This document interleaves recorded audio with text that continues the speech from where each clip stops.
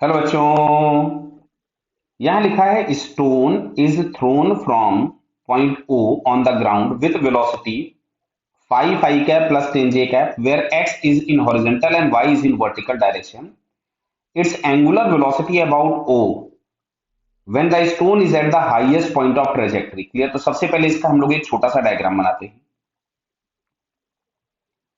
यहां कहीं पे आपके पास दिया है ओरिजिन O, जहां से हमने इस पार्टिकल को प्रोजेक्ट किया था। तो ये वाला जो पार्टिकल होगा वो कुछ इस तरीके की ट्रेजेक्टरी फॉलो करते हुए यहां कहीं आके गिरेगा। तो मैक्सिमम हाइट पे इसके पास केवल हॉरिजॉन्टल कंपोनेंट बचेगा जो कि 5 है। इस डायरेक्शन में बचा 5।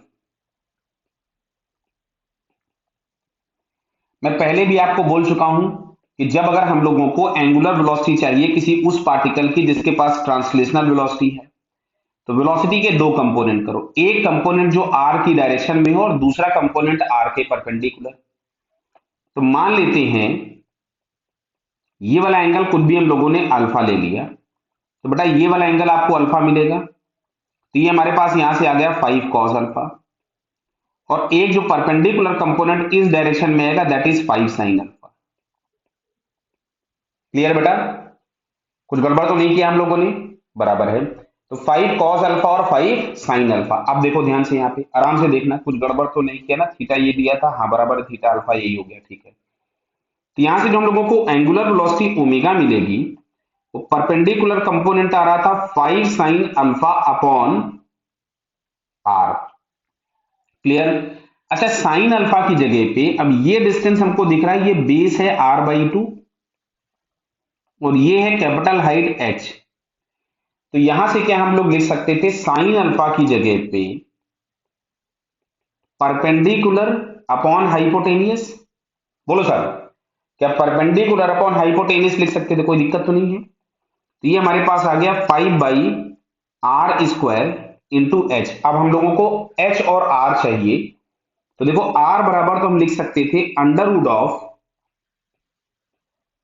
h² plus r²/4। r²/4 बोले तो कौन सा, क्या क्लियर हुआ? रेंज का समझ में आ रहा होगा, इस ट्रायंगल में बना हुआ। अब बात आती है कि साहब रेंज और हाइट कैसे फाइंड करेंगे। तो अगर हम इसके वर्टिकल कंपोनेंट की बात करें, पार्टिकल के, इसका वर्टिकल वेलोसिटी दिया है 10 metre per second. Acceleration due to gravity है -10 मीटर पर सेकेंड स्क्वायर। अच्छा, फाइनल वेलोसिटी जीरो हो जाएगी कब? जब s इज इक्वल टू होगा h मैक्स,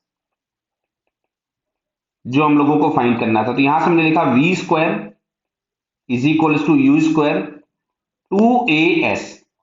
तो बेटा यहां से h बराबर आपको मिला 5 मीटर, मतलब मैक्सिमम हाइट तो हमको मिल गई।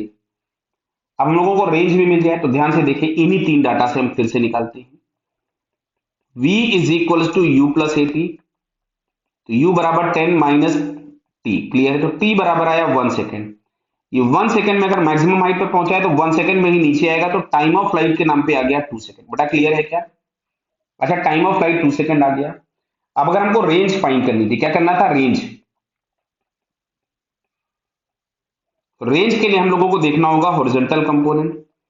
तो इनिशियल वेलोसिटी हॉरिजॉन्टल दी थी 5, और यही इनिशियल फाइनल भी होगी क्योंकि एक्सेलरेशन 0 होता है। टाइम ऑफ फ्लाइट लगा हम लोगों के पास 2 सेकेंड। क्लियर? तो जो रेंज के नाम पे हम लोगों के पास मिलेगा 5 इंटू 2, यह आया हम लोगों को 10 मीटर्स। लेकिन हम लोगों को r/2 चाहिए था, तो यह रेंज आ गया 10 मीटर। ठीक है, बढ़िया बात है, रेंज 10 मीटर आ गया। अब हम लोगों को चाहिए स्मॉल r।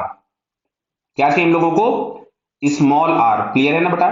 तो स्मॉल r के नाम पे हम लोग यहां से लिख सकते थे अंडर रूट ऑफ h का स्क्वायर बोले तो 25 प्लस r/4 का स्क्वायर। तो ये हो जाएगा, मतलब r²/4, तो r की जगह हो जाएगा 100, r² किया अपॉन 4, तो ये फिर से आपको मिल गया 25। क्लियर है? तो ये हो गया अंडर रूट ऑफ 50, और यहां पे आपको r² चाहिए। तो देखिए मैं इस जगह पे लिख रहा हूं 5/r², and r² is 50 and h is equal to 5। तो क्या आपको ये 1/2 मिला? It is 1/2 radian per second is the angular velocity. Clear है? ऑप्शन में चेक करते हैं जरा हम लोग। तो 1/2 रेडियन पर सेकेंड बेटा आप लोगों को ये फर्स्ट वाले ऑप्शन में दिया है, so it's first answer is correct. Okay बेटा, ऑल द बेस्ट।